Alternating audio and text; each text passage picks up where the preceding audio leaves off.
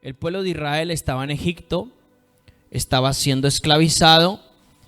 Dios ya había empezado el plan de libertad a través del profeta Moisés. Y bueno, Dios estaba endureciendo el corazón de Faraón y de los egipcios para que ellos no dejaran salir a los hebreos. Para este entonces, Dios envía unas plagas que tienen un sentido espiritual y posteriormente la última plaga, por decirlo de alguna manera, no sé si usted ha visto la película o lo que sea, Dios le envía la plaga del ángel de la muerte o la muerte, que es lo mismo. Pero entonces Dios les da una estrategia, vamos a llamarlo así, a los hebreos, al pueblo de Israel, y les dice: ustedes van a coger un cordero, lo van a sacrificar, van a comerse el cordero como familia, cenarán como familia el cordero, y la sangre del cordero la untarán en los dinteles de sus puertas, en sus casas, allí donde ellos vivían. Y cuando el ángel de la muerte pase en la noche, pues el ángel no entrará a aquellas casas que estén con la sangre del cordero. Ok, esto se llamó para el pueblo de Israel. El Señor instituyó una fiesta y se llamó la fiesta de la Pascua, el cordero sacrificial. ¿Ok? Esto es una fiesta en Israel hoy día. Viene más o menos para entre la primera quincena y segunda quincena de abril, más o menos, que es la fiesta de la Pascua. Esa fiesta que Dios instituye en Israel era una fiesta profética. ¿Qué quiero decir? Esa fiesta anunciaba el cordero que quita el pecado del mundo, es decir, Cristo. ¿Ok? Siempre fue una sombra de lo que había de venir. Entonces, Dios hizo una liberación extraordinaria a los hebreos en aquel entonces y a través de la sangre. Entonces, de la misma manera, la sangre del cordero, es decir, la sangre del cordero inmolado, que es Cristo, tiene un poder para nosotros, no solamente sanador, limpiador, sino también protector para aquellos que están lavados de su sangre, para aquellos que son partícipes de su sangre. Para eso tiene que ver lo que significa la Santa Cena, pero en una correcta revelación, en qué es lo que verdaderamente significa. Entonces, vamos a la palabra en Hechos capítulo 2, versículo 42. Usted va a ver algo interesante. Hechos capítulo 2, versículo 42. Voy a leer la Biblia de las Américas. Voy a leer el verso 42 y el verso 43. Dice: y se dedicaban, está hablando de la iglesia primitiva. Mire lo que la iglesia primitiva hacía. Este era el contenido de sus reuniones. Y se dedicaban continuamente a la enseñanza de los apóstoles, a la comunión unos con otros, al partimiento del pan y a las oraciones.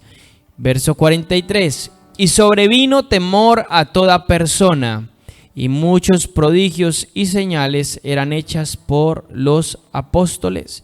Y todos los que habían creído estaban juntos y tenían todas las cosas en común, vendían todas sus propiedades y sus bienes y las compartían con todos según la necesidad de cada uno.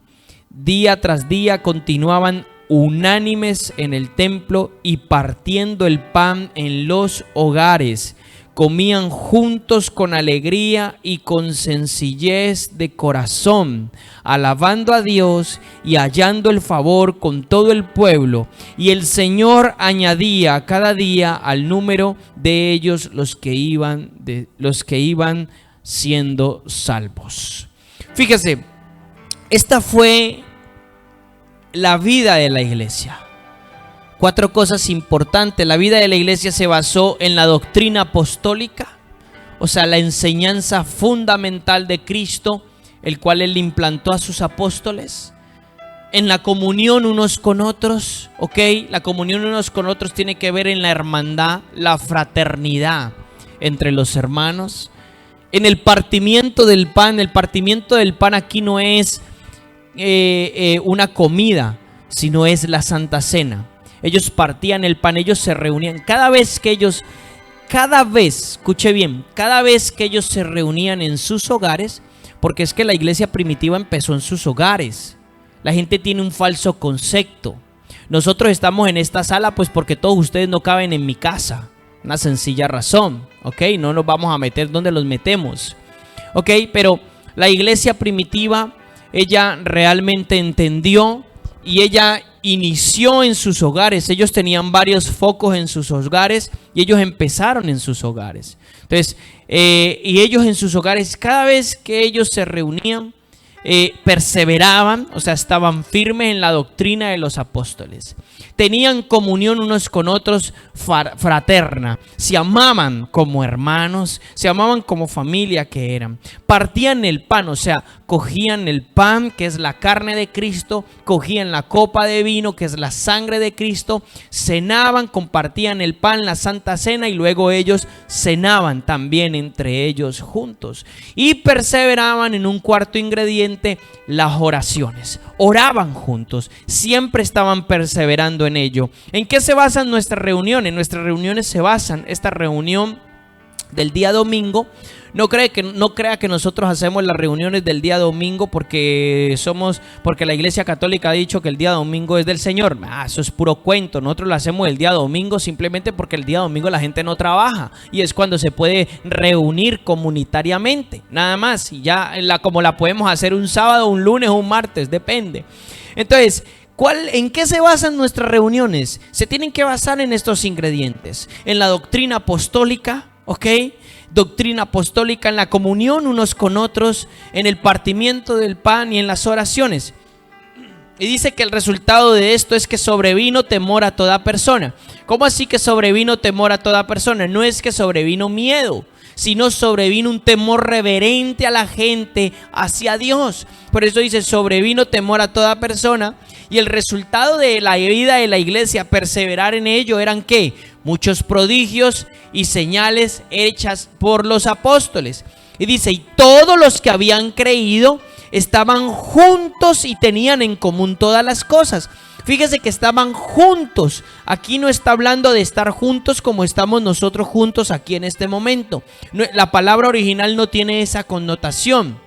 Es parte también estar juntos físicamente, claro que sí, pero la palabra tiene una connotación más precisa. O sea, espiritualmente hablando, juntos era que tenían un mismo sentir, tenían un mismo pensamiento, tenían un mismo propósito. Hay gente que muchas veces está en la reunión y su cuerpo está aquí, pero su mente está en Júpiter, su mente está en Saturno, su mente está pensando en el novio, la novia, el cucaracho, los hermanos, aquí, allá, no sé en qué está pensando. ¿Sí me hago entender? Entonces, se puede estar junto, pero se puede estar inmensamente separado. Podemos estar juntos, pero podemos estar inmensamente separados. Pero la vida de la iglesia no. Dice que ellos estaban juntos, es decir, ellos tenían un mismo propósito, un mismo sentir. Era tener la comunión unos con otros, era perseverar en la doctrina de los apóstoles, era orar unos con otros y era ser fortalecidos por la carne y la sangre de Jesucristo. Y todo esto desencadenaba en que había muchos señales, milagros. Tenían en común todas las cosas. O sea, si yo tengo una casa, yo no le decía a la gente esta es mi casa. No, todo lo contrario, también es su casa. Puede ir a su casa cuando usted quiera, le presto mi piscina, es su piscina, etcétera. Quiero decir, le pongo este ejemplo para saber de que ellos no tenían una mentalidad egoísta. Ellos lo que ellos tenían no decía que era de ellos, sino que ellos lo ponían a disposición de los demás. Por eso dice, tenían en común todas las cosas. Y luego dice, y tenían en común todas las cosas, vendían incluso sus propiedades y sus bienes y las compartían con todos. Fíjese qué ironía, la iglesia del primer siglo era una iglesia que tenía bienes, pero vendía sus bienes. La iglesia del siglo XXI es una iglesia que no tiene bienes en muchos aspectos y está desesperada por conseguir bienes. O sea, está desesperada por el materialismo y los que quieren más. La iglesia del siglo XXI. Pero la iglesia del primer siglo, ellos si tenían, vendían. Y dice que ellos vendían sus propiedades y sus bienes y las compartían con todos. O O sea, fíjese quiero que piense por un momento el pensamiento de ellos. Hoy en día la gente de este siglo XXI, la gente solamente tiene una mentalidad materialista. Solamente piensa en conseguir. Ay, ¿usted por qué se fue para España? Porque quiero conseguir cosas. Ay, ¿usted por qué se fue para no sé dónde? Porque quiero una casa. Porque quiero esto. ¿Por qué se está matando tanto trabajando? Porque quiero tener esto. Dios quiere quitarnos esa mentalidad. Esa no es la mentalidad de la iglesia. Esa es la mentalidad del mundo. ¿Por qué la gente se esclaviza en los trabajos? ¿Por qué la gente se esclaviza en toda obra social? Porque quiere conseguir cosas. Pero resulta que la mentalidad de la iglesia no era esa. La mentalidad de la iglesia era desprenderse. Ellos entendieron que Cristo les dijo en Juan 17: están en el mundo, pero no son del mundo. Guárdalo, Señor. Están en el mundo, viven en el sistema mundano, pero ellos no son de este sistema mundano. Entonces, una de las mentalidades en la cual la iglesia tiene que quitarse de este tiempo es la mentalidad materialista y la mentalidad egoísta. Por eso nosotros debemos de ser sensibles con nuestros hermanos. ¿Usted qué va a saber si a su hermano o su hermana le está faltando 1 kilo de arroz y usted tiene uno que le sobra? O a lo mejor usted tiene uno, puede partirlo en medio kilo para usted y medio kilo para su hermano o su hermana. O sea, esta era la mentalidad de la iglesia, una iglesia que compartía, vendía y compartía según la necesidad de cada uno. ¿Ustedes creen que la iglesia era pobre? La iglesia no era pobre, ellos no tenían necesidad. Pero la iglesia del siglo XXI está llena de necesidades, está enferma. Qué tristeza con la iglesia en este tiempo, porque no cree la palabra de Dios. Está enferma, está pobre, está miserable, está llena de pecado. Y entonces la obra de Cristo en la cruz, ¿qué? ¿Dónde se quedó? ¿Dónde se quedó la victoria que Cristo le dio a la iglesia en muchos aspectos? Muchos predican hoy por dinero, por ganancias deshonestas, etcétera, etcétera. Hay muchas cosas como estas que están rondando. Entonces dice, compartían con todos según la necesidad. Verso 46, día tras día continuaban unánimes en el templo y partiendo el pan en los hogares. Dice que continuaban unánimes en el templo. Escuche, hubo una migración. Para la primera iglesia del primer siglo, ellos todavía no habían entendido que Cristo había juzgado el templo. Fíjese, le voy a poner en contexto. ¿Ustedes sabían que Cristo juzgó el templo? Cristo juzgó el templo. ¿Cómo Cristo juzgó el templo? Cristo dijo: en este templo no quedará piedra sobre piedra. Y cuando Cristo muere, el velo que separaba el lugar santísimo del lugar santo se rasgó de arriba abajo. O sea, Cristo lo que estaba diciendo es que ya no iba a existir un templo como lo era un templo, como las paredes y el edificio donde todo el mundo iba a buscar a Dios ahí. Ya no iba a existir eso. Pero la iglesia del primer siglo estaba en transición, porque acuérdese que la iglesia del primer siglo eran judíos, hasta que no entraron los gentiles. Pero ellos eran judíos y ellos venían de una mentalidad ¿qué? Judía. Ellos venían de una mentalidad de que a Dios se le buscaba en el templo, de que a Dios se le buscaba en el tabernáculo. Esa era su mentalidad. ¿Sí me entienden? Entonces, Dios empezó a hacer una migración, un cambio de mentalidad. Ellos primero empezaron en sus hogares y todavía iban al templo. Pero luego, en el año 70 de Jerusalén, en el año 70 después de Cristo, el templo que es raído, es destruido. Ahí es una de las profecías en las cuales hablo del video de Mateo 24 que se cumple. Una de las profecías de Cristo se cumplen en el año 70 después de Cristo. Esa generación prácticamente queda destruida. 1 millón de judíos muere en un día. 1 millón de judíos muere en un día. Y los romanos arrasan y destruyen Jerusalén. Estudia historia y lo va a ver que es así. Entonces, Cristo había juzgado el templo. Posteriormente ellos migran ¿de qué? Migran de ese templo caído, el cual Cristo había juzgado, y migran a ser un organismo vivo. Entonces la iglesia no es un templo, no es nada físico. Somos la iglesia en el sentido de que somos un organismo vivo, vivo espiritual. Somos un edificio vivo espiritual. Eso es la iglesia. Así que si usted todavía está con la mentalidad de, ay, venga, lo invito a la iglesia, por favor, quítesele esa mentalidad religiosa. Quíteles ese paradigma religioso. Eso es un paradigma religioso. Usted no invita a la iglesia a nadie. Esto no es ninguna iglesia. ¿Sí me está entendiendo lo que le quiero decir? Somos una comunidad, la cual somos un edificio de Dios. Somos tabernáculo de Dios. Somos casa de Dios. Si usted quiere invitar a alguien a una reunión, le dice, le invito a las reuniones de la comunidad o la asamblea de los santos, donde los santos se reúnen y alaban a Dios juntos. Ahí a lo mejor Dios te va a hablar a través de un profeta, o Dios va a hacerte un milagro, o algo va a suceder. Pero quítesele ese cuento de, ay, vamos a la iglesia. Ay, no, ahora cerraron la iglesia.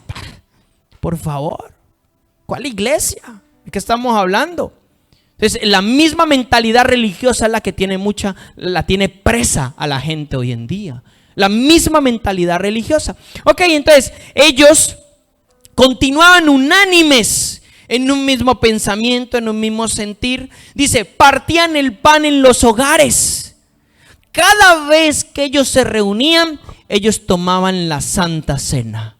Hoy en día la Santa Cena se ha convertido en un rito religioso, como muchas otras prácticas. Un rito religioso. Vamos a hacer la Santa Cena el primer domingo del mes. Vamos a hacerla. Perdieron la esencia. Vamos a reunirnos el domingo en la semana. ¿Para qué? Para todos juntos mecánicamente levantar nuestra mano y cantar 4 canciones. Perdieron la esencia. Se volvieron religiosos y religiosas. Perdieron la vida de Dios. Cuando dice que la iglesia primitiva mantenía la vida de Dios y ellos perseveraban en esto, partían el pan en sus hogares, comían juntos con alegría y con sencillez de corazón. Comían juntos con alegría y con sencillez de corazón, alabando a Dios y hallando el favor de Dios sobre el pueblo, y el Señor añadía a cada uno de los que debían de ser salvos. Es extraordinario la vida de la iglesia. Ustedes sabían, yo no sé si ustedes saben esto, a lo mejor ustedes no lo saben porque ustedes no tratan con la gente de aquí. Ustedes sabían que nosotros tenemos un favor inmenso en este hotel. Nos tratan como reyes, se lo voy a decir. Cada vez que yo hablo con la gente responsable de este hotel, no les falta sino ponerme una alfombra roja. Con mucho respeto. ¿Sabe por qué? Porque en nosotros se tiene que cumplir la palabra. La verdadera iglesia hallaba el favor con la gente, porque es la gracia de Dios en nosotros. Yo le expliqué, yo no sé si a usted le ha pasado alguna vez que usted tiene que hacer algún trámite burocrático y de una manera cerrada no podía hacerlo, pero Dios abrió el corazón y le dio favor para con la persona y le dijo, no, tranquila, yo te lo hago, el gestor administrativo, y te hicieron el trámite. ¿Por qué? Porque la verdadera iglesia tiene favor para con el pueblo. Tiene favor en todos los aspectos. Entonces, no es de asombrarnos eso. Es todo lo contrario, debemos de vivir eso. Y termina el verso 47 diciendo, y el Señor añadía a cada día los que debían de ser salvos. La iglesia primitiva entendió algo. Ellos tenían que vivir conforme a Jesucristo les había enseñado a vivir. Ellos tenían que obedecer cada palabra. Lógicamente no todo fue de la noche a la mañana. Estamos viendo, estos versos nos revelan que en ellos había una transición. O sea, en ellos poco a poco iba habiendo un cambio de mentalidad. ¿Sí me hago entender? En el capítulo 3 de Hechos todavía vemos a Pedro y a Juan yendo al templo a la hora de la oración. Todavía ellos creían que el templo era algo santo, espectacular. Pedro y Juan. Y ahí es donde se produce el milagro del paralítico que había nacido paralítico. Pero posteriormente a eso, pasados unos años, posteriormente a eso, la iglesia entiende por fin el propósito de Dios, que Cristo había juzgado el templo, que el templo era la iglesia, el organismo vivo, nosotros. ¿Sí me hago entender? Nosotros. Que ahora no nos podemos reunir por el toque de queda. No nos podemos reunir porque no pueden haber aglomeraciones. ¿Y quién dijo entonces que la iglesia iba a parar? Nosotros seguimos en nuestros hogares. ¿Quién dijo que a nosotros que nos vamos a tomar vacaciones? ¿Vacaciones? ¿Vamos a tener miedo? ¿Quién dijo que esto va a parar? Nosotros seguiremos. Y Dios nos ha dado muchas herramientas hoy en día para seguir, para perseverar, para continuar. El mundo se parará, pero la iglesia no.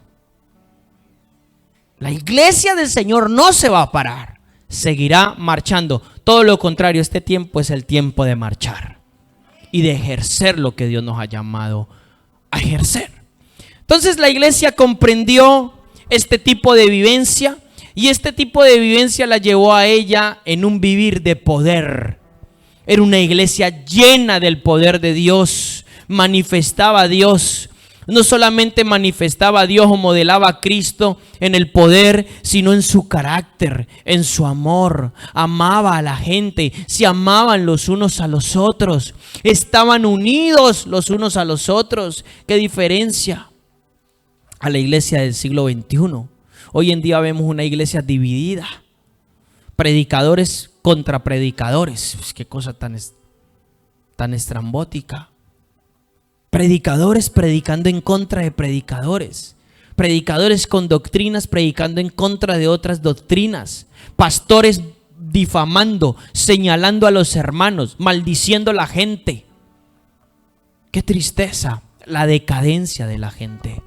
Perdón, de la iglesia. La decadencia ha decaído tremendamente.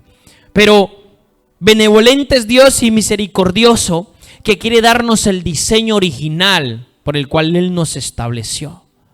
Y quiere llevarnos a una vivencia original, como dice el libro de Jeremías. Mirá por los caminos antiguos, mirá las sendas antiguas. ¿Cómo es que debe de ser el diseño original? Entonces la iglesia se movió siempre en este poder. No fue una iglesia materialista, todo lo contrario, se desprendió de todo lo material. Aprendió que su tesoro no estaba en la tierra, sino su tesoro estaba en el cielo. Aprendió a hacer tesoros en el cielo y a desprenderse de las cosas materiales. Hoy en día la vanidad dentro de la iglesia es algo común. La gente está descarriada por la vanidad en todos los aspectos. Entonces vemos que esta fue realmente la vida de la iglesia. Ahora enfatizamos un poco. Vemos que ellos perseveraban en esto, y entre esas cosas estaba el partimiento del pan, es decir, lo que era la conmemoración de lo que conocemos hoy en día coloquialmente como la Santa Cena. Realmente la iglesia le llamaba el partimiento del pan porque así se lo enseñó Cristo. Vamos entonces al libro de Juan, capítulo 6. Libro de Juan o Evangelio de Juan, capítulo 6, un libro atrás, versículo 35. En este capítulo, Cristo va a tener una conversación muy larga con sus discípulos, los 12 principales, pero también con con las centenas y quizás millares de discípulos que le seguían. Y él va a tener una conversación bien larga, y él aquí va a empezar a explicar cuál va a ser la base de su obra redentora. Vamos a leerlo porque él va a empezar a involucrar lo que es su carne y su sangre. Dice el verso 35, y Jesús les dijo: yo soy el pan de vida. El que viene a mí no tendrá hambre, y el que cree en mí nunca tendrá sed. Pero ya os dije que aunque me habéis visto, no creéis. Mire lo que él dice. Aunque me habéis visto, no creéis. Verso 37. Todo lo que el Padre me da vendrá a mí, y al que viene a mí, de ningún modo lo echaré fuera. Porque he descendido del cielo, no para hacer mi voluntad, sino la voluntad del que me envió, es decir, del Padre. Y esta es la voluntad del que me envió, que todo lo que Él me ha dado, yo no pierda nada, sino que lo resucite en el día final. Fíjese, ¿cuál es la voluntad del Padre para Cristo en este momento? Todas las personas que Él le da a Cristo, no las pierda, sino que las resucite en el día final. Fíjese lo que empieza a decir. ¿Usted sabe que vamos a resucitar? ¿Usted sabe que va a haber una resurrección final? Unos para condenación eterna y otros para salvación eterna. Entonces dice que yo lo resucite en el día final. Porque esta es la voluntad de mi Padre, que todo aquel que ve al Hijo y cree en Él tenga vida eterna, y yo mismo lo resucitaré en el día final. Verso 41. Por eso los judíos murmuraban de Él. Mire, porque Él había dicho, yo soy el pan que descendió del cielo. Y decían los judíos, ¿no es este Jesús el hijo de José? O sea, como quien dice, este no es el hijo del carpintero, si lo hemos conocido siempre como que este ha descendido del cielo. Eso es lo que ellos están diciendo. ¿No es este el hijo de José, cuyo padre y madre nosotros conocemos?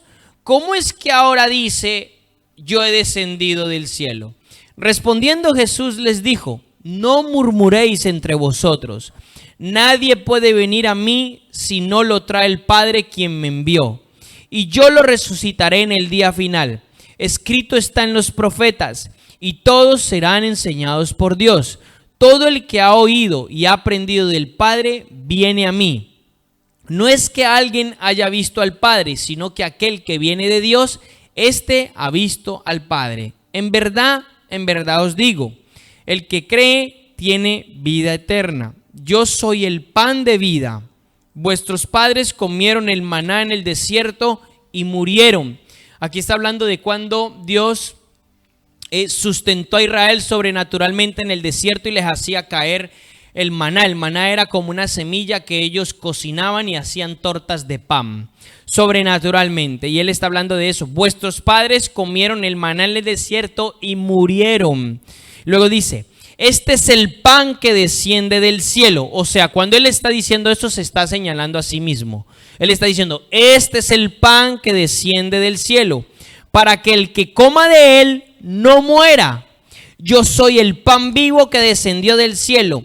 Si alguno come de este pan, vivirá para siempre. Y el pan que yo también daré por la vida del mundo es mi carne. Fíjese lo que él empieza a decir. Él empieza a hablar y a relatar su obra redentora. Él empieza a hablar de su carne como un sacrificio, de su sangre como un sacrificio por la humanidad. Dice esto, entonces los judíos, versículo 52. Entonces los judíos contendían entre sí, o sea, entre ellos mismos disputaban, hablaban, vociferaban. Los judíos contendían entre sí diciendo, ¿cómo puede este darnos a comer su sangre? Ellos no estaban entendiendo lo que Cristo les estaba diciendo. O sea, ellos estaban entendiendo literal como que Cristo se iba a despedazar y le iba a dar un trozo de carne a ellos. Eso era lo que ellos estaban entendiendo de una manera literal. No estaban entendiendo lo que Cristo les estaba diciendo. Entonces Jesús les dijo, en verdad os digo, si no coméis la carne del Hijo del Hombre y bebéis su sangre, no tenéis vida en vosotros. El que come mi carne y bebe mi sangre tiene vida eterna, y yo lo resucitaré en el día final. Dos cosas aquí importantes. Si no comen la carne del Hijo de Dios y su sangre, no hay vida en vosotros. Y el número 2, el que come la carne y bebe la sangre tiene vida eterna. ¿Y Cristo qué? Lo resucitará en el día final. Verso 55. Porque mi carne es verdadera comida y mi sangre es verdadera bebida. El que come mi carne y bebe mi sangre, ¿qué dice? Permanece en mí y yo en él. Como el Padre que vive como el Padre que vive me envió y yo vivo por el Padre, asimismo el que come, él también vivirá por mí. Este es el pan que descendió del cielo, no como el que vuestros padres comieron y murieron. El que come este pan vivirá para siempre. Esto dijo Jesús en la sinagoga cuando enseñaban en Capernaum. Escuche lo que va a suceder cuando Cristo declara estas palabras. Se le remueve toda la religión que ellos tenían. Esto causa un cisma. Esto causa un terremoto en la religión de los judíos, en su mentalidad religiosa. Mire lo que dice, verso 60. Por eso muchos de sus discípulos, cuando oyeron esto, dijeron: dura es esta declaración, dura es esta palabra. ¿Quién podrá escucharla? Verso 61. Pero Jesús, sabiendo en su interior que sus discípulos murmuraban por esto, les dijo: ¿esto os escandaliza? ¿Esto verdaderamente os trauma? Es lo que les está diciendo él. Pues que si vierais al Hijo del Hombre ascender a donde antes estaba, imagínense, el Espíritu es el que da vida y la carne para nada aprovecha. Las palabras que yo les he hablado son espíritu y son vida. Pero hay alguno de vosotros que no creéis, porque Jesús sabía desde el principio quiénes eran los que no creían y quién era el que le iba a traicionar. Y decía: por eso os he dicho que nadie puede venir a mí si no se lo ha concedido el Padre. Como resultado de esto, muchos de sus discípulos se apartaron y ya no andaban con él. Fíjese el resultado de esto. Entonces Jesús dijo a los 12, a los principales discípulos: ¿acaso queréis iros vosotros también? ¿Acaso también vosotros os queréis ir? Le dice Cristo a los principales 12. Y Simón Pedro le respondió: Señor, ¿a quién iremos?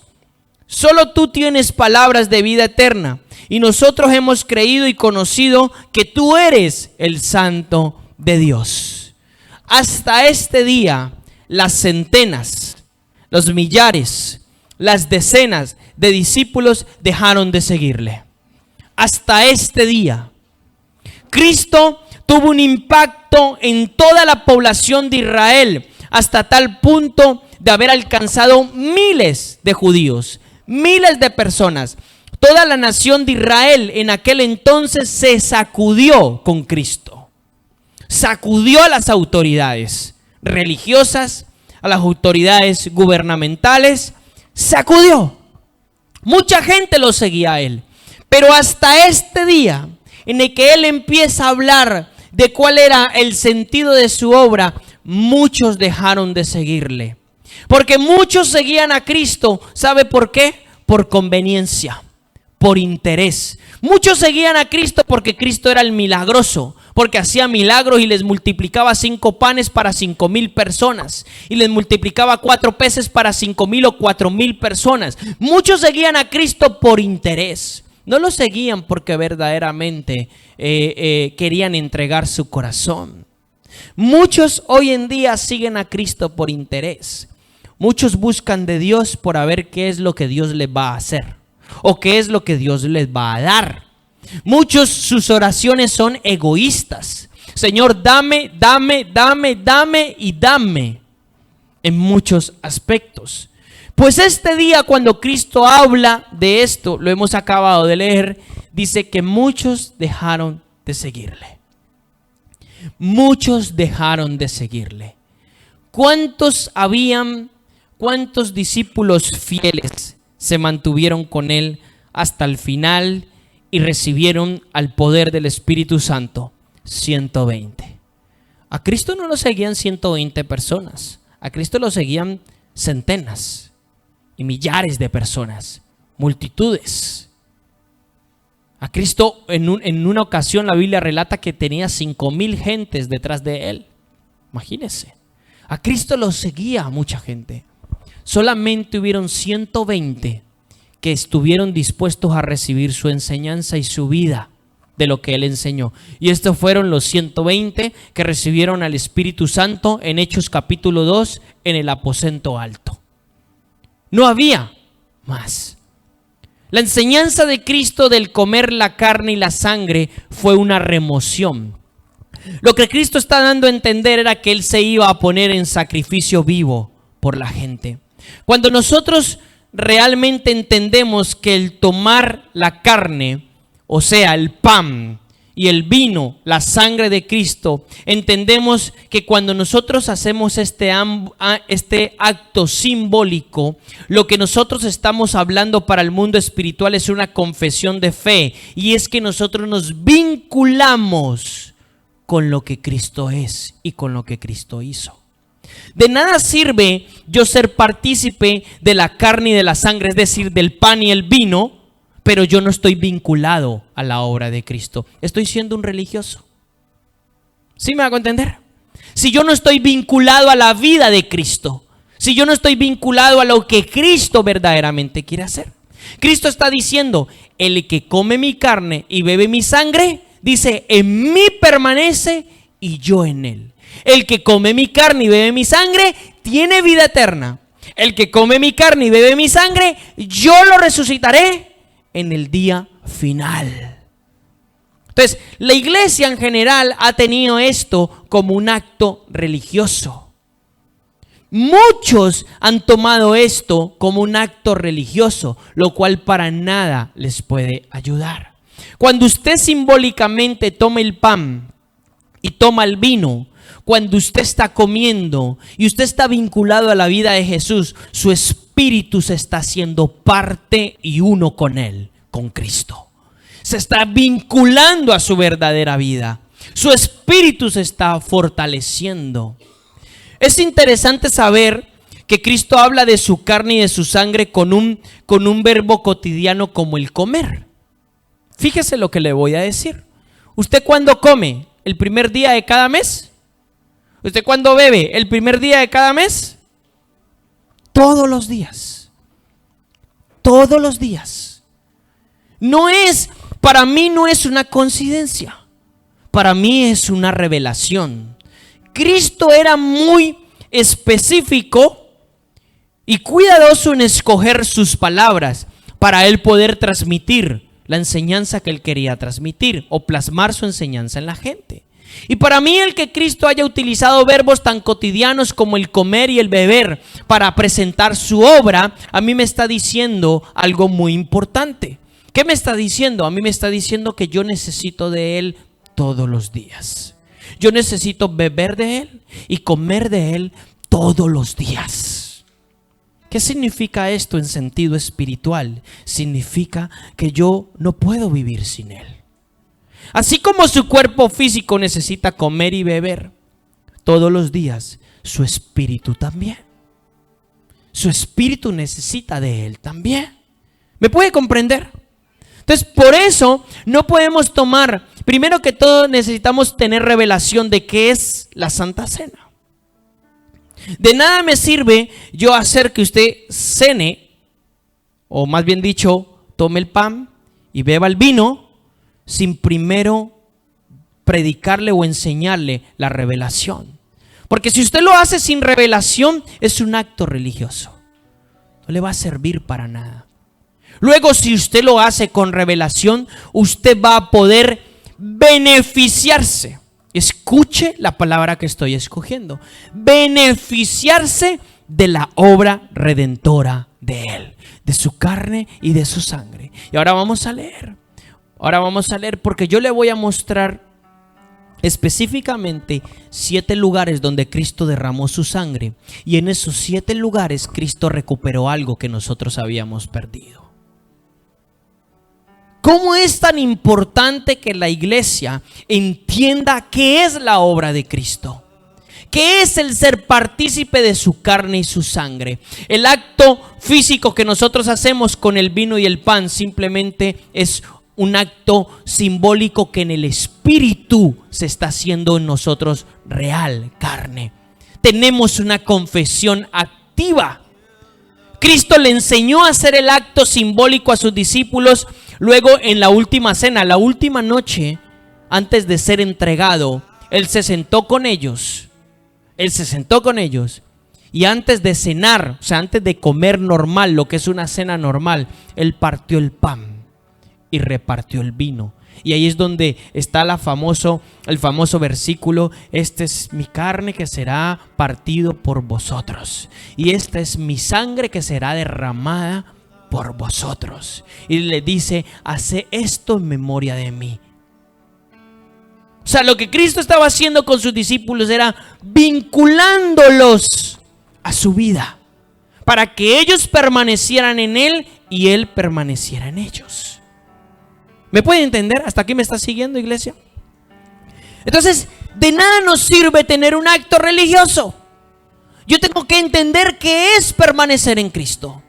Es estar vinculado a sus palabras, es vivir su vida, es hacerme uno con Él, y a través de su sacrificio, a través de mi afirmación en fe, yo permaneceré en Él y Él permanecerá en mí, y yo resucitaré en el día postrero. Eso es lo que Cristo nos garantiza a nosotros. De ahí que el comer la carne y el beber la sangre, tiene que haber una revelación acerca de ello. Yo lo practico en mi vida espiritual todos los días. Todos los días. Todos los días me estoy alimentando de Él. Y todos los días, a veces un día no, pero siempre tengo cierta cotidianidad para poder practicar lo que Dios quiere conmigo. Porque de la misma manera que yo sé que mi cuerpo físico no puede vivir si no come y no bebe, de la misma manera sé que mi cuerpo espiritual no puede vivir si no come y bebe de Él. Porque es la vida de Cristo. Amén. Entonces, Cristo les empieza a enseñar estos. Ya le hablé de cómo la iglesia primitiva empezó a vivir. Ellos compartían. Cada reunión de ellos compartían el pan. Y a través del pan y el vino, es decir, de la carne y la sangre de Él, tenían ciertos beneficios en los cuales ellos se beneficiaban. Recibían la vida de Cristo. En muchas congregaciones, no sé si a lo mejor usted viene de una de ellas, en muchas congregaciones le decían a la gente que no pueden tomar el pan y el vino si no se han bautizado. ¿Dónde dice eso en la Biblia? No va a encontrar ningún versículo que la Biblia diga tal cosa. No la va a encontrar. Eso es un paradigma religioso. Usted debe beber y comer la carne y la sangre. Debe hacerlo. Más tiene que hacerlo si quiere vivir. Tiene que hacerlo. Sí que hay unos requisitos para comer la carne y beber la sangre, pero no son requisitos religiosos. Tiene que ver con nuestro corazón. Ya está. Tiene que ver con nuestro corazón. Nada más. Y ahora vamos a hablar de ellos. Pero yo debo de beber y comer la sangre. Hay gente que no se ha bautizado aquí. Bautismo, el que va y lo meten en el río. ¿Vale? ¿Todos están bautizados aquí? ¿Todos? ¿No? ¿Ustedes no? Bueno, no pasa nada. Es lo de menos. ¿Sí me hago entender? Entonces, eso es un paradigma. En muchas iglesias le decían: usted no puede hacer la Santa Cena porque pues, no se ha bautizado. No tiene nada que ver. No tiene nada que ver. Vamos en Juan 15, usted va a apuntar. No lo vamos a leer, no vamos a entrar un poquito a esta escritura, porque no tengo el tiempo de enseñarlo todo. Pero Juan 15 va a enseñar que Cristo es la vid verdadera y que nosotros somos las ramas, o como dice la Biblia, los pámpanos. Y que las ramas o los pámpanos no pueden fructificar o crecer si no están sujetos a la vid verdadera. Esto habla de permanencia, esto habla de vida concretamente. Esto habla de estar en Cristo, de vivir en Cristo. Una cotidianidad, una unión con Él espiritual. En Juan 15. Ahora, la sangre, escuche, la sangre tiene un significado muy profundo. Muy profundo. Es interesante saber que Dios, en la sangre de los seres humanos, Dios ha dejado un código genético. O sea, cuando usted va al hospital y para que el médico, ellos diagnostiquen una enfermedad si la tiene, ¿qué le hacen? Le sacan sangre. ¿Por qué? Porque en la sangre es como un libro. En la sangre hay una lectura, hay un ADN, hay un código genético. O sea, la sangre es especial. Cuando Dios creó a la humanidad, hasta cierto punto le dijo creo que fue a Noé, a sus hijos, les dijo que mataran y comieran de los animales, pero que no comieran con su sangre. O sea, que la sangre no comieran la sangre de los animales, sino solamente la carne. ¿Por qué? Porque hay un valor especial en la sangre. Entonces, en la sangre hay un código genético. Cuando Israel le enseñó, cuando Dios, mejor dicho, a través de Moisés le enseñó a Israel la ley, lo que es la Torá, o lo que nosotros conocemos en nuestras Biblias como el Pentateuco, los primeros 5 libros, o la ley, los primeros 5 libros de su Biblia, el Señor le enseñó al pueblo de que ellos, para ser perdonados de sus pecados, el sacerdote debería hacer un sacrificio de sangre, de un toro, de un cordero. El del sacrificio de perdón de pecados por el pueblo se hacía una vez al año y era con un cordero. El sumo sacerdote entraba al tabernáculo y hacía el sacrificio, y en el altar del tabernáculo rociaba la sangre en el lugar santísimo para el perdón de los pecados del pueblo. Todo esto era una sombra de la obra de Cristo. O sea, esto solamente perdonaba los pecados del pueblo por ese año. El año siguiente tenían que hacer lo mismo. Pero Cristo, el verdadero Cordero de Dios, su sangre sin mancha y sin pecado ha perdonado los pecados de toda la humanidad y de todas las generaciones. Ese fue, por eso Dios le enseñó eso al pueblo. Por eso dice el libro de Hebreos que el Antiguo Testamento, o el Antiguo Pacto, como usted quiera llamarle, era sombra y figura de lo que había de venir, o sea, del nuevo pacto que era en la sangre de Cristo. Eso era imperfecto, en Cristo viene hecho lo perfecto, dice el libro de Hebreos. Entonces, la sangre tiene una connotación muy profunda. La sangre es una puerta espiritual. Escúchame bien lo que le voy a decir. La sangre es una puerta espiritual. La sangre de Cristo es una puerta espiritual al reino de Dios, a lo que Cristo es. La sangre es una puerta espiritual. La gente que está involucrada en la brujería, en la hechicería, la magia negra, en el satanismo, entiende que sin la sangre ellos no pueden hacer nada. Cuando usted es una persona que consulta a los brujos o a los satánicos y usted quiere conseguir algo, va donde el brujo y le dice: yo necesito conseguir, un ejemplo, 1.000.000 de euros. El brujo le dice: bueno, necesitamos hacer un sacrificio. Tenemos que sacrificar una paloma o un buitre, una gallina o lo que sea, no sé. Pero tiene que haber un derramamiento de sangre. Mi pregunta es: ¿por qué? ¿Por qué ellos no pueden hacer nada sin sangre? Vuelvo y le digo, la sangre es una puerta espiritual. La sangre de Cristo nos abre la puerta al reino de Dios. La sangre que utilizan ellos para esas fechorías es una puerta al reino de las tinieblas. Por eso los brujos le dicen: sin sangre no podemos hacer nada. ¿Por qué las culturas precolombinas? Y aquí le voy a lanzar algo. La mayoría de ustedes son latinoamericanos. Ustedes vienen de raíces, culturas precolombinas. ¿Por qué las culturas precolombinas? Vámonos a los incas en el Perú. Ok. ¿Por qué las culturas precolombinas hacían sacrificios humanos? Concretamente de niñas vírgenes y de bebés. Entre más pura era la sangre, ellos iban a obtener más lo que ellos iban a conseguir. Obtenían lo que ellos estaban buscando.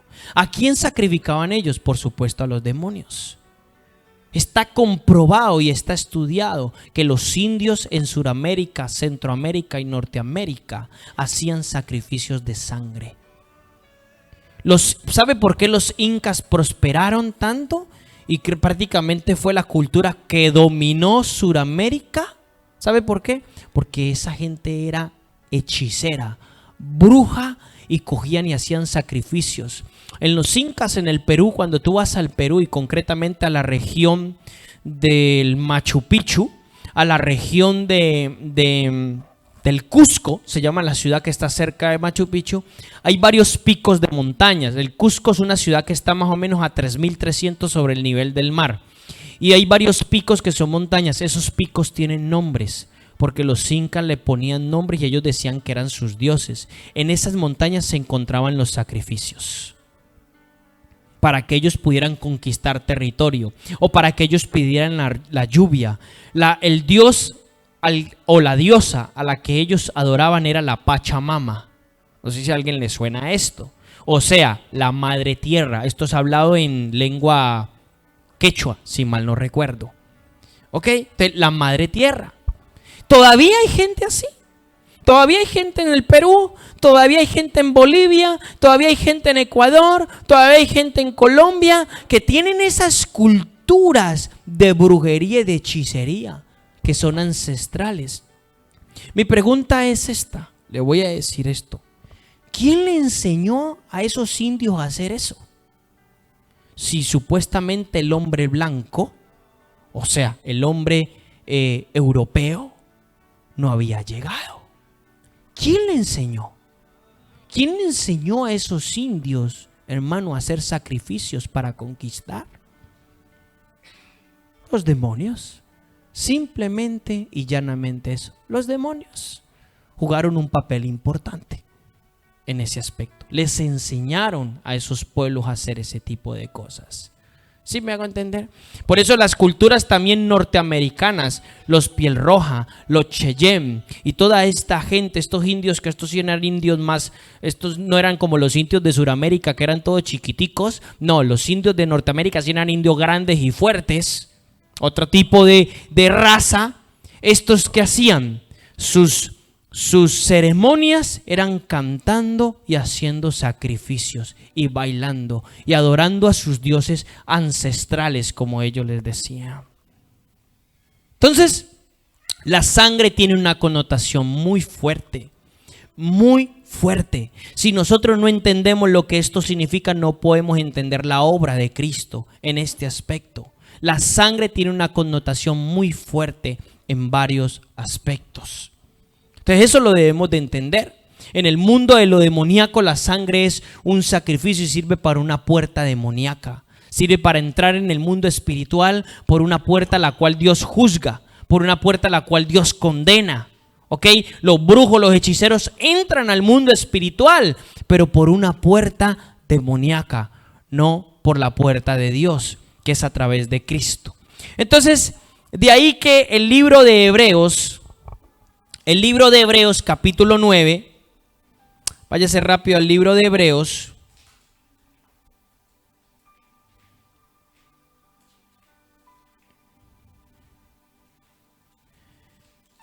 Vamos a leerlo desde el verso 11. El título o el subtítulo de este pasaje dice: la sangre del nuevo pacto.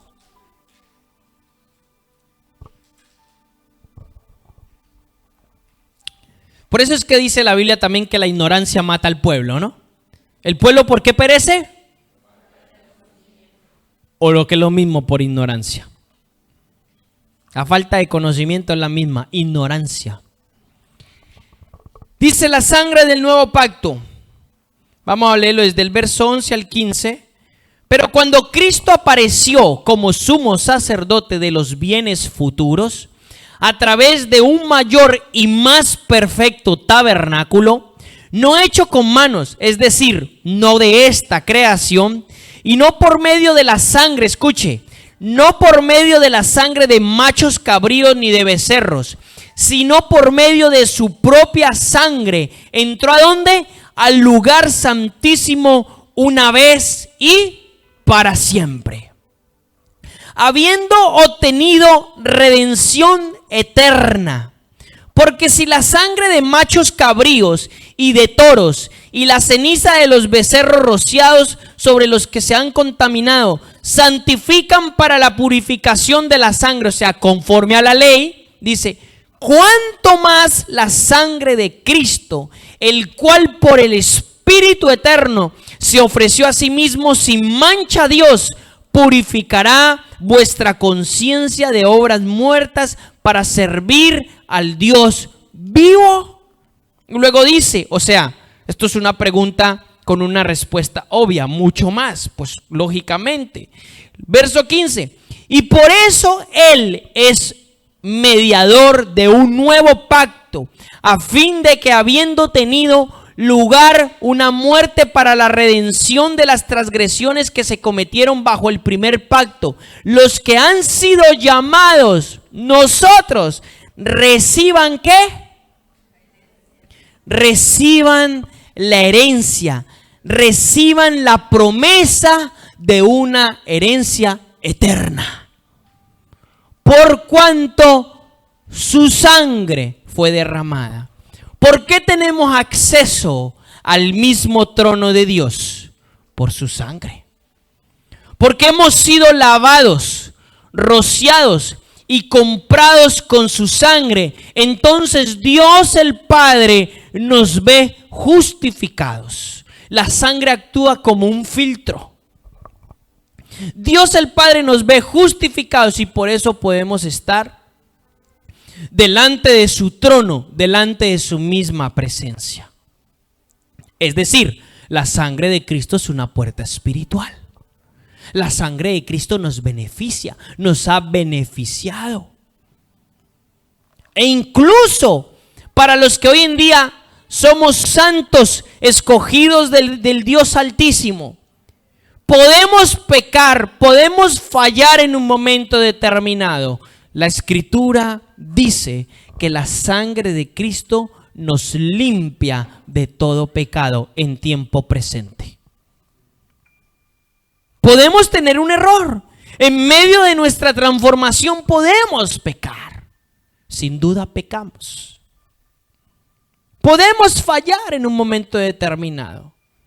La sangre de Cristo nos limpia en tiempo presente. ¿Dónde está eso? En la primera carta de Juan, en el capítulo 3, si mal no recuerdo, en el capítulo 2 creo que es. 1, primera de Juan 1:9. Dice, el apóstol Juan le dice a los discípulos y a la gente, a la iglesia de Dios, le dice, hijitos míos, si alguno hubiese pecado, abogado tenemos para con el Padre a Jesucristo el justo. Y la sangre de Jesucristo nos limpia de todo pecado. ¿Cuánto más usted necesita ser partícipe de su carne y de su sangre, el cual le limpia sus pecados? La desobediencia que ha tenido, el orgullo que ha tenido, la calumnia que ha tenido. ¿Me puede entender? Los malos pensamientos, el no ser obediente.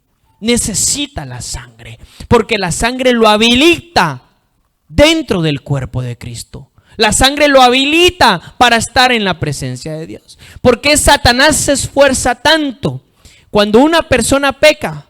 Cuando uno de nosotros pecamos, ¿por qué Satanás se esfuerza tanto en acusarlo?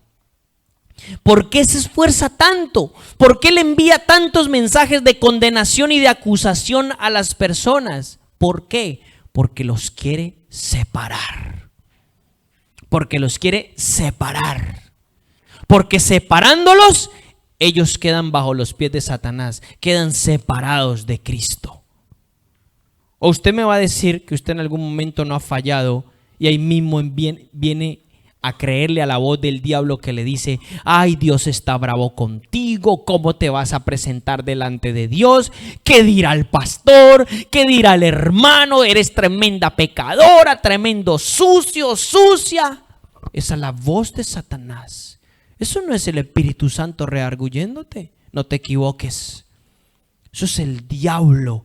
Y tú, ay, sí, amén, amén, amén. Y va y te escondes y te metes debajo de una mesa y terminó en el mundo. Él se esfuerza por separar a los redimidos y comprados por la sangre. Pero cuando tú entiendes y tienes revelación del Espíritu, del Dios viviente, el Espíritu te dice: no hagas esto, te corrige, pero con amor te acerca. Te dice: la sangre de mi hijo te limpia y te injerta otra vez al cuerpo. No te deja por allá abandonado. ¿Me puede entender? Y esa obra del Espíritu en nosotros derriba, aplasta, destruye la acusación de Satanás. Porque dice la Biblia que Satanás está delante del trono de Dios con un dedo 40 veces más largo que bien grande, delante del trono de Dios, acusándote y señalándote. Por eso uno de los nombres de Satanás es ¿qué? El acusador. Ese es peor que los fiscales de aquí de la tierra. Ese es el primero fiscal. Ese está todo el día. Míralo, no ora. Mírala. Y usted, ay, sí, amén, amén. Diciéndole amén al diablo. Claro, es una barbaridad. La iglesia se encuentra así en muchos aspectos. Por eso necesitamos entender para qué es la sangre de Cristo, cuál es su función. Y como ya le acaba de decir la primera carta de Juan en el capítulo 1, léaselo, apúnteselo ahí para que usted lo lea en su casa. Tenemos la sangre de Cristo que nos limpia. Otra cosa es una persona que ha sido redimida por el Señor, lavada por su sangre, pero le importa un comino ese sacrificio y quiere seguir pecando. Entonces para esa persona ya está Hebreos capítulo 10. Y Hebreos capítulo 10 dice: ya no queda ningún otro sacrificio para aquellos que quieren continuar pecando y toman por sucia e inmunda la sangre del cordero y la pisotean y afrentan el espíritu de gracia, pues no solamente les queda que el juicio horrendo de Dios y el fuego eterno. Eso ya es otra situación. La persona que ha sido lavada con su sangre, redimida con su sangre, no puede seguir pecando. No puede tener una mentalidad ya de pecado. Si él la sigue teniendo y lo sigue haciendo, entonces ya no hay sangre que lo salve. Si no tiene arrepentimiento, ya le queda es el juicio del fuego de Dios. Y ese pasaje de Hebreos 10 termina diciendo: y dura cosa es caer en las manos del Dios vivo. Satanás le queda en hormiguita. Dura cosa es caer en las manos del Dios vivo. Entonces, eso ya es para la persona que ya no quiere. ¿Sí me hago entender? Entonces, ese es el texto de la sangre. Ahora, Hebreos 9 es un texto espectacular, el que lo hemos leído. Ahora vamos rápido al libro de Lucas, capítulo 22. Libro de Lucas, el Evangelio de Lucas. Vamos a movernos por el Evangelio, por los Evangelios. Versículo 39. Dice aquí algo muy importante. Jesús en Getsemaní. Dice: y saliendo se encaminó como de costumbre hacia el monte de los olivos. Y los discípulos también le siguieron. Cuando llegó al lugar les dijo: orad para que no entréis en tentación. Y se apartó de ellos como a un tiro de piedra. Más o menos póngale 15 metros. Y se apartó de ellos como a un tiro de piedra. Poniéndose de rodillas, oraba diciendo: Cristo, Padre, si es tu voluntad, aparta de mí esta copa. Pero no se haga tu voluntad, sino hágase la tuya. Entonces se le apareció un ángel del cielo fortaleciéndole. 44. Y estando en agonía, fíjese, oraba mucho con fervor, y el sudor se volvió como gruesas gotas de sangre que caían sobre la tierra. Interesante. Cristo no solamente derramó su sangre en la cruz. Estas fueron los primeros derramamientos de sangre. ¿Usted puede imaginarse el fervor de Cristo en la oración en el monte de los olivos o en Getsemaní? ¿Cómo era la agonía? Cristo estaba luchando con la carne. Usted tiene que entender una cosa: Cristo era 100% Dios, pero 100% hombre. Cristo fue sujeto a las pasiones. Usted no puede decir, ay, Cristo era Dios. Sí, pero Cristo fue sujeto a las pasiones de la carne, como usted y como yo. Cristo tenía que vencer a Satanás como usted y como yo. ¿Sí me hago entender? Cristo fue sujeto a las pasiones de la carne, pero Él venció. No hubo ni un pecadito de esos que usted dice, pecadito pequeñitico, una mentirita piadosa. Nada. No hubo nada en Él, pero Él tuvo una lucha de someter la voluntad de la carne a la voluntad de Dios. Por eso Él está diciendo, ¿qué quiere decir esta situación? Pasa de mí esta copa. ¿Qué quiere decir eso? Señor, sé lo que me espera, no quiero pasar por eso. Pero después dice, hágase tu voluntad y no se haga la mía. Se doblega su voluntad.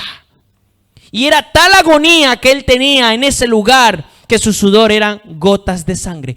¿Qué recuperamos allí? Es interesante saber algo. Lo primero que nosotros, o lo primero que Cristo nos recupera, es nuestra voluntad en ese momento. A través de su sangre recuperamos nuestra voluntad.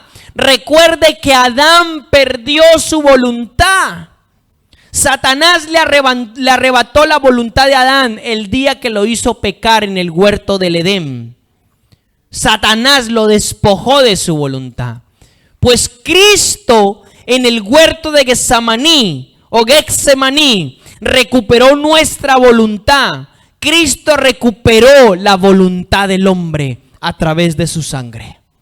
Eso fue lo primero que hizo. Ya Satanás no puede gobernar nuestra voluntad.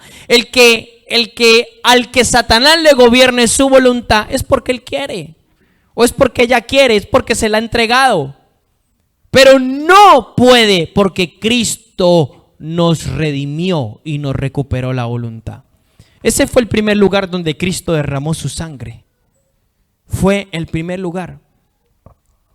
Vámonos a Isaías 53. Isaías 53, vámonos al verso 3, profeta Isaías 53. No hay descripción más precisa que estos versos del profeta del ministerio de Cristo y de lo que Él iba a hacer. No hay descripción más precisa. El verso 3 va a decir algo importante. Dice, fue despreciado y desechado de los hombres, varón de dolores. Escuche, despreciado y desechado, varón de dolores, experimentado en aflicción, y como de uno de quien los hombres esconden su rostro, o sea, no lo ayudan, lo desprecian. Dice, fue despreciado y no lo estimamos. Verso 4, ciertamente Él llevó nuestras enfermedades y cargó con nuestros dolores. Con todo nosotros le tuvimos por azotado, por herido de Dios y afligido. 5. Mas Él fue herido por nuestras transgresiones. ¿Qué dice? Él fue herido ¿por quién? Por nuestras transgresiones. Mas Él fue herido por nuestras transgresiones, molido por nuestras iniquidades, o lo que es lo mismo, molido por nuestras maldades. Dice, molido por nuestras iniquidades, el castigo por nuestra paz cayó sobre Él, y por sus llagas o sus heridas hemos sido sanados. Wow. ¿Sabe qué está diciendo Isaías 53? todo eso nos tenía que pasar a nosotros. Nos merecíamos el infierno entero, el castigo eterno, etc. ¿Y sabe qué hizo Cristo? Nos quitó y se puso en lugar de nosotros. Eso fue lo que hizo Él. Esa es la revelación de la obra de Él. Sus llagas, sus heridas, hermanos, nos devolvieron la salud. Nos devolvieron la salud divina. Se llevó las enfermedades. La iglesia no tiene por qué estar enferma. ¿Por qué la iglesia está enferma? Volvemos al famoso versículo de Oseas. Porque mi pueblo perece. ¿Está en Oseas ese verso o en Amós? Ok, donde esté. Porque mi pueblo perece porque no conoce la obra de Cristo. Por eso la iglesia está enferma. Sus llagas, sus heridas nos devolvieron la salud, nos recuperó la salud. Adán en el huerto del Edén no enfermaba, la enfermedad no existía, la enfermedad vino a existir después como consecuencia del pecado. La enfermedad que estamos viendo simplemente es una manifestación y una consecuencia del pecado. El pecado te trae enfermedad. Y posteriormente la muerte. Los judíos tenían una costumbre conforme a la ley, 40 latigazos. ¿Ok? Esa era la costumbre de los judíos conforme a la ley. A Jesucristo lo azotaron 39 latigazos. Cuando lo llevaron y lo fueron a latigar, véase La Pasión de Cristo, esta película del director Mel Gibson. A él lo latigaron 39 veces.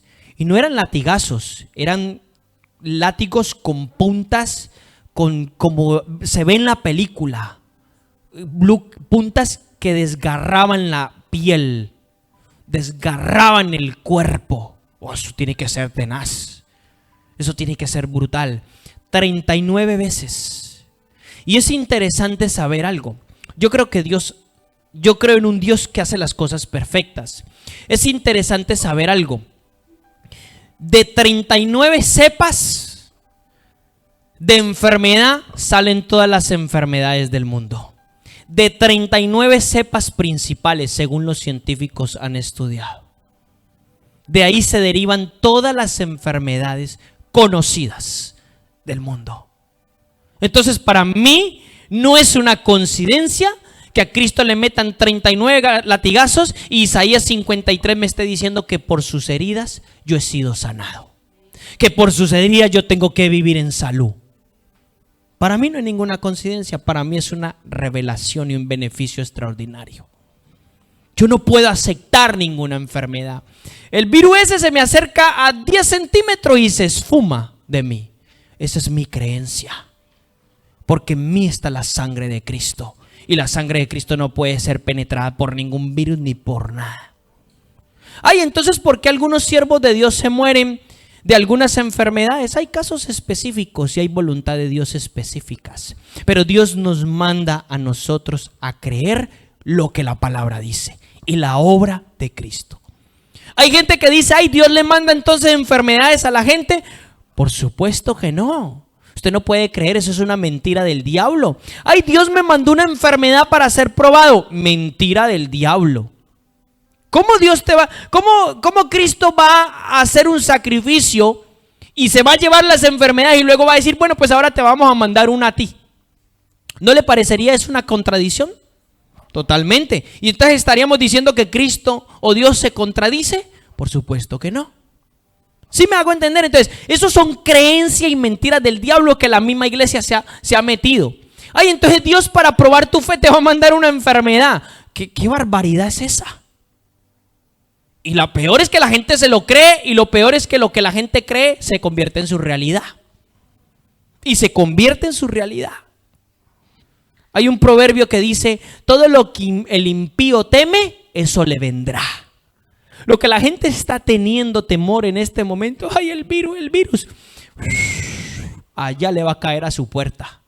Y lo tiene a 2 kilómetros de distancia, pero el virus va a volar y se le va a meter por la puerta y se le va a meter dentro. Porque ese es su temor. Todo lo que el hombre teme, eso le vendrá. Eso le vendrá. Por eso en nosotros no puede haber esto. Entonces, la segunda cosa que Cristo nos recupera es la salud divina. 39 azotes, base de las principales enfermedades, de todo. Y 39 azotes desgarradores. Lo vemos en Isaías 53. Mateo 27, 29. En Mateo 27, 29 le van a colocar a Cristo una corona de espinas. ¿Ok? Una corona de espinas. Cuando a él le ponen una corona de espinas en la cabeza, recuerde que eso era una forma de burla de los soldados romanos. Ellos le pusieron una corona de espinas. No cree que se la pusieron ahí por encimita, no, se la clavaron en la cabeza. Y cuando se la clavan, piense por un momento cuando le clavan una corona de espinas en la cabeza. Usted le empieza a chorrear la sangre por todos los lados. ¡Claro! Y le dijeron, ay, salve el rey de los judíos y no sé qué, y se burlaron de él. ¿Estamos de acuerdo? Resulta que cuando el hombre cayó, es decir, cuando Adán pecó, una de las maldiciones que Dios le dice al hombre es: la tierra te producirá ¿qué? Espinos y cardos. Eso era una de las maldiciones de cuando Adán pecó. O sea, ¿qué quiere decir que la tierra te producirá espinos y cardos? O sea, te producirá aflicción, te producirá esclavitud, no tendrás fruto bueno. Eso es lo que era una de las maldiciones cuando Adán pecó. Entonces, cuando la sangre de Cristo es derramada en Mateo 27, 29, con su corona de espinas, Jesucristo nos devolvió dos cosas. Número uno, la prosperidad, de que seamos hijos de Dios prósperos. Y cuando digo prosperidad, hablo prosperidad en todos los ámbitos, también incluyendo ámbito económico. Y la segunda cosa que Cristo nos recuperó, porque era en su cabeza, nos devolvió el dominio y el cambio de nuestra mentalidad. El dominio y el cambio de nuestra mentalidad. Por eso la Biblia dice en 2 de Corintios, anótelo, capítulo 8, versículo 9, Cristo se hizo pobre para que nosotros fuéramos ricos. Ay, sí, voy a ser rico multimillonario. No se equivoque. Para que nosotros fuéramos ricos en toda dádiva espiritual y en toda prosperidad también económica que Dios nos quiere dar. No para que nosotros nos enriquezcamos como los ricachones del mundo. No se trata de esa vanidad.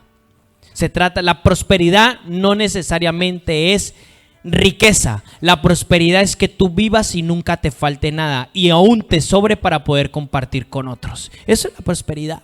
Entonces Dios, dos cosas recupera el Señor con su corona de espinas. Nos devuelve la prosperidad porque Dios le dijo a Adán: espinos y cardos te producirá la tierra. Y por Cristo Dios nos devuelve el ser fructíferos, el tener producción y el dominio de nuestros pensamientos. Por eso dice también 1 de Corintios capítulo 2 verso 16, nosotros tenemos ¿qué? La mente de Cristo. Nosotros tenemos ¿qué? La mente de Cristo. Se puede anotar esas escrituras extraordinarias.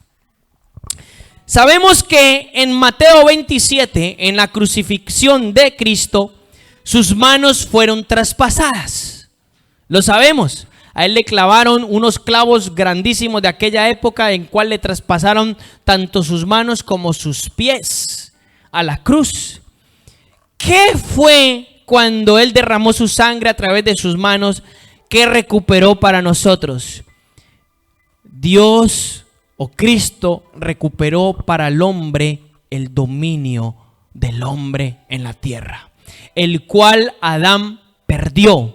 Recuerde que en Génesis capítulo 1 versículo 26, Dios ¿qué le dijo a Adán?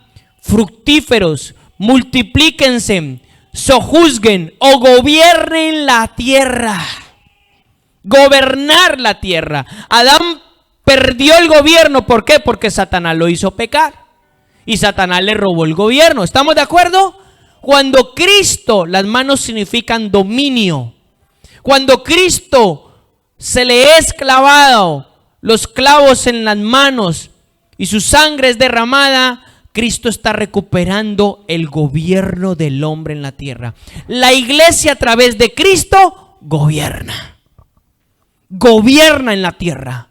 No gobiernan los presidentes. Gobierna la iglesia a través del reino de Dios y del poder demostrativo de Cristo. Sobre todo gobierno terrenal.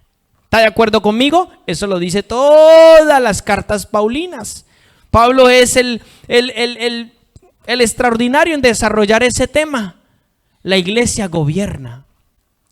Entonces estamos en el número 4. Cristo a través de sus manos nos devuelve el dominio y el gobierno que Adán perdió.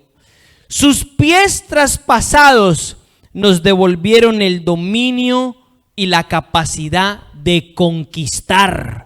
Porque Dios le dijo al hombre en Deuteronomio capítulo 11, 24: todo lo que pisare la planta de vuestro pie, ¿qué dice? Será vuestra. Será vuestra. En el hebreo dice: todo lo que pise la planta de tu pie y lo batalles por ello, será vuestro. Entonces, ¿qué recupera Cristo cuando su sangre es derramada desde sus pies? El dominio de conquista del hombre, de conquistar. Dios nos ha llamado a nosotros sus santos, santos de conquista. Los españoles se nos quedarán en pañales para lo que nosotros estamos llamados a conquistar. Usted sabe que los españoles son el pueblo de la tierra que más conquistas tiene. ¿Usted sabía eso? Estamos en una nación de conquistadores. No hay ni los ingleses, ni los franceses, ni los portugueses conquistaron más naciones como los españoles. ¿Me entiende? Incluso eso tiene un diseño de Dios. Yo firmemente creo, por la revelación del Espíritu, que la iglesia que está en España es una iglesia conquistadora. Es una iglesia que está llamada a conquistar las naciones de la tierra. En el nombre del Señor Jesucristo. Entonces, cuando Cristo derrama su sangre en sus pies, nos devuelve el dominio de conquista, de conquistar. Dios nos ha llamado a cada uno de nosotros a conquistar, no a quedarnos ahí pobrecitos como quien nos da palos, no, a conquistar, a trascender, a ir más allá de lo que nosotros nos hubiésemos podido imaginar. No hay límites para Dios. El límite puede ser usted mismo. No hay límites para Dios. Eso es el número 5. El número 6. Esta me encanta. Juan 19, versículo 33. Vamos a leer Juan 19, 33. Ya casi termino. No se me desespere. Juan 19, 33. Vamos a leer hasta el 34. Dice así. Pero cuando llegaron a Jesús, ahí estaba ya Jesús crucificado. Ya estaba ahí crucificado. Dice, los romanos, para cuando llegaron a Jesús, como vieron que ya estaba muerto, no le quebraron las piernas. Pero uno de los soldados le traspasó el costado con una lanza. Escuche. Y al momento le salió sangre y agua. ¿Por dónde le traspasó? Por aquí el corazón. La lanza le llegó al corazón. El corazón está aquí más o menos entre el costado y el centro. Le traspasó el corazón y salió sangre. Mi pregunta es, ¿qué recuperó Cristo con eso para nuestras vidas? Su corazón traspasado nos devolvió el gozo de la salvación, el cual perdió Adán. El gozo de vivir en el Padre. Eso es la primera cosa, que su sangre de su corazón nos recuperó. La segunda cosa que su sangre de su corazón nos recuperó, ¿sabe cuál es? La transformación del corazón del hombre. La transformación de un corazón de piedra a uno de carne. Por eso Dios profetizó a través del profeta Jeremías y a través del profeta Ezequiel y dice, Vienen días, dice el Señor, que haré un nuevo pacto con la casa de Israel y cambiaré su corazón de piedra a su corazón de carne y pondré mis leyes y mi espíritu sobre ellos y ellos me serán por pueblo y yo seré su Dios. ¿Ese pacto dónde se cumplió? Obviamente en Cristo Jesús. Obviamente en Cristo Jesús. Cuando Cristo derrama su sangre de su corazón traspasado, nos recupera el gozo de la salvación. David dice: Señor, devuélveme el gozo de tu salvación en Salmos. O sea, no es tiempo de usted estar triste. Dios mío, Señor, si nosotros somos salvos, si es que verdaderamente somos salvos, si es que verdaderamente usted está caminando en una salvación, somos salvos. El mundo está gimiendo, está temiendo, se tiene miedo a morirse. Nosotros vivimos en el gozo de la salvación de Dios. Este mundo está llegando a estos tiempos, está llegando a tiempos muy difíciles y el mundo teme. Mas nosotros, los escogidos, los santos, tenemos el gozo de su salvación y tenemos la transformación de nuestro corazón. ¿Para qué? Para que Dios viva dentro de nosotros y nosotros seamos sus hijos y le obedezcamos. Eso es el número 6. Número 7. Cristo tuvo 2 tipos de heridas. En Isaías 53, ya lo leímos del 3 al 5. Cristo tuvo 2 tipos de heridas. Las heridas superficiales y las heridas internas, o lo que nosotros llamamos las magulladuras. Por eso el verso que hemos leído antes: no solamente por su llaga hemos sido curados, sino que Cristo mediante sus magulladuras también nos libertó de las iniquidades, de las maldades. Su sangre a través de sus magulladuras nos libertó de las iniquidades. ¿Qué es esto? De las maldiciones generacionales que nos perseguían. Esa es. Cristo nos ha dado libertad de las iniquidades. Los pecados de nuestros ancestros no pueden tener autoridad. Por eso es cuando nosotros le ministramos a la gente liberación, rompemos las iniquidades en la palabra de Cristo Jesús.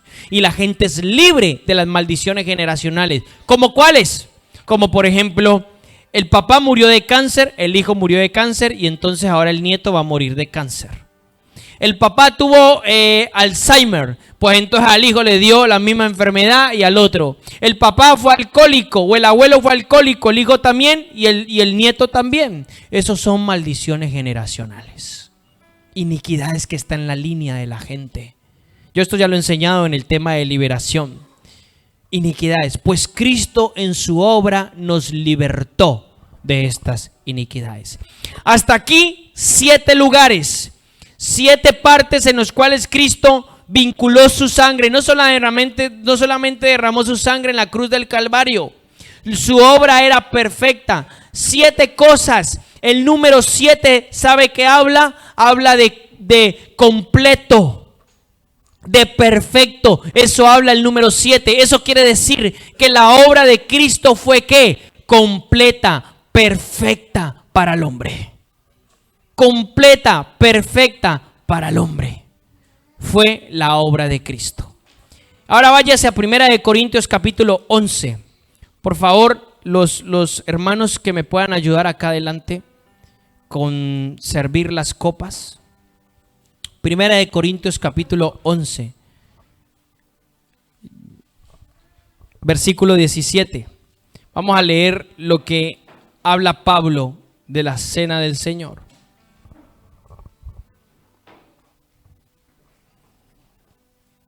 Las va a servir, las copas las va a servir el vino solo un poquito, ¿ok? Solo las copas.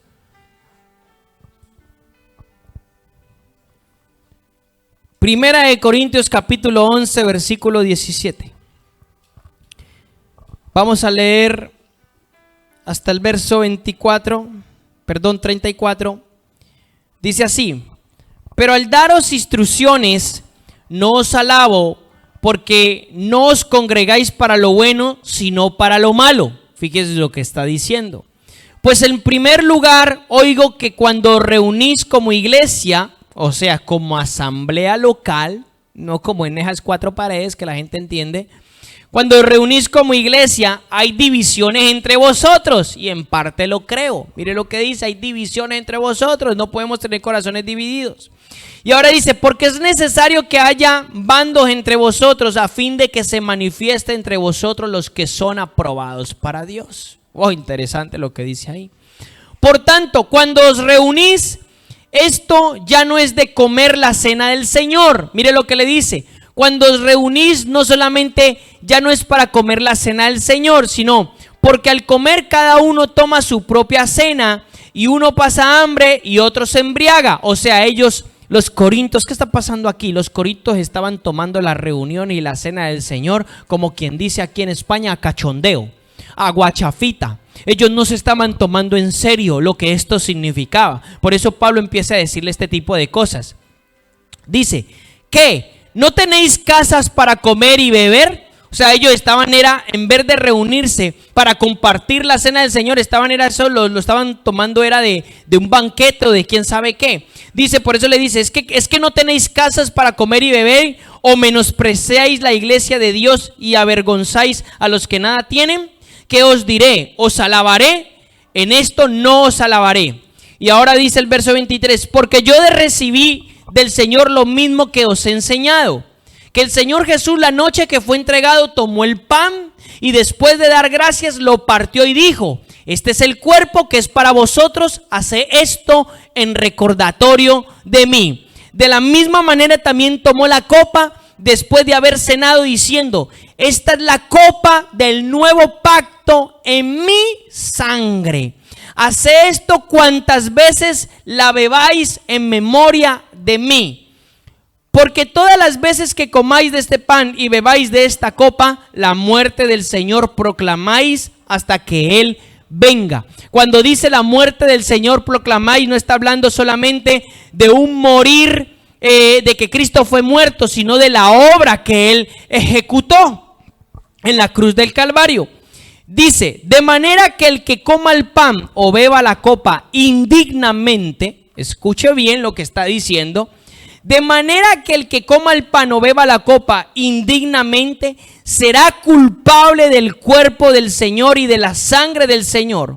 Por tanto, examínese cada uno a sí mismo y entonces coma del pan y beba de la copa, porque el que come y bebe sin entender, aquí dice discernir, pero significa esto, sin entender correctamente el cuerpo del Señor, come y bebe juicio para sí. Wow, interesante. Aquí es donde viene ya el punto que yo quería hablar para poder entrar antes de beber y tomar la copa. Perdón, comer y beber la copa. Por esta razón, dice, por esta razón hay muchos débiles, enfermos y otros están muertos entre vosotros. Fíjese lo que está diciendo. Pero si nos juzgamos a nosotros mismos, no seríamos juzgados. Pero cuando somos juzgados, el Señor nos disciplina para que no seamos condenados como el mundo. Así que, hermanos míos, cuando os reunáis para comer, esperaos los unos a los otros. Si alguno tiene hambre, que coma en su casa, para que no os reunáis para juicio. Los demás asuntos los arreglaré cuando vaya. Dos cosas aquí importantes. ¿Qué significa comer y beber la copa indignamente? No entendiendo lo que esto significa. No teniendo una revelación concreta de lo que esto significa. Eso es beber y comer la copa indignamente. El contexto de este verso nos habla de que los corintios, ¿cómo se lo estaban tomando? A cachondeo. Los corintios no se lo estaban tomando en serio. Los corintios no sabían no entendían la verdadera revelación que había en tomar la copa y el tomar el pan. No lo entendían. ¿Y qué les pasó a ellos? Pues por cenar de esa manera, dice la palabra, bebían y comían juicio para sí. Muchos se enfermaban y otros se morían y otros estaban débiles en la fe. Interesante, ¿no? Fuerte lo que está hablando.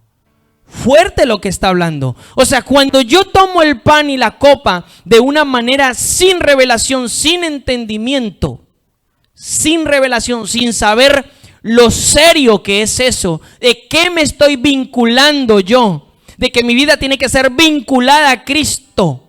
¿Sí me entiende? Yo estoy comiendo juicio para sí. En vez de que el pan y la copa me pueda traer un beneficio del sacrificio de Cristo a mí, me está trayendo es un problema, un juicio a mi vida. Por eso lo importante es entender qué significa, cuál es el significado y mi corazón con respecto a esto. Si usted es una persona que no se quiere arrepentir del pecado, usted no puede beber del pan, tomar del pan y beber de la copa. ¿Sabe por qué? Porque entonces el juicio de Dios va a caer sobre usted. Pero si usted es una persona que se ha arrepentido y quiere cambiar su corazón y su mente y quiere seguir adelante con el Señor y quiere agarrarse de Él y permanecer en Él, entonces usted debe tomar el pan y la copa. Esa es la primera cosa que usted tiene que entender. La segunda cosa que usted tiene que entender en este pasaje es discernir bien el cuerpo del Señor. Le voy a decir qué significa esto. Discernir es entender bien el cuerpo del Señor. ¿Quién es el cuerpo del Señor? Nosotros. Yo no puedo tomar la copa y el pan cuando yo tengo problemas de falta de perdón con mis hermanos, cuando yo tengo problemas de resentimiento y de odio, cuando yo tengo problemas de celos, yo no puedo hacer eso. Yo tengo que perdonar, porque por esa sangre, por el vino que simboliza la sangre, yo fui perdonado. Y Dios dice que Dios perdona si tú perdonas. Si tú no perdonas, Dios no te perdona.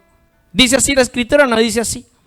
Entonces, discernir el cuerpo del Señor es entender que somos un cuerpo, que somos distintos miembros, pero somos del mismo cuerpo. Entender que nos tenemos que amar los unos a los otros. Entender que no puedo estar en falta de perdón, ni en peleas, ni en disputa, ni en divisiones con alguno, con menos, ni con gente que no es parte del cuerpo, y menos con gente que es parte del cuerpo. ¿Sabe por qué la iglesia de Cristo, y esto es una de las cosas con las que voy a terminar a nivel general, ¿sabe por qué la iglesia de Cristo se mantiene en decadencia? Porque está comiendo juicio para ellos. ¿Sabe por qué? Porque están enfrentados los unos contra los otros.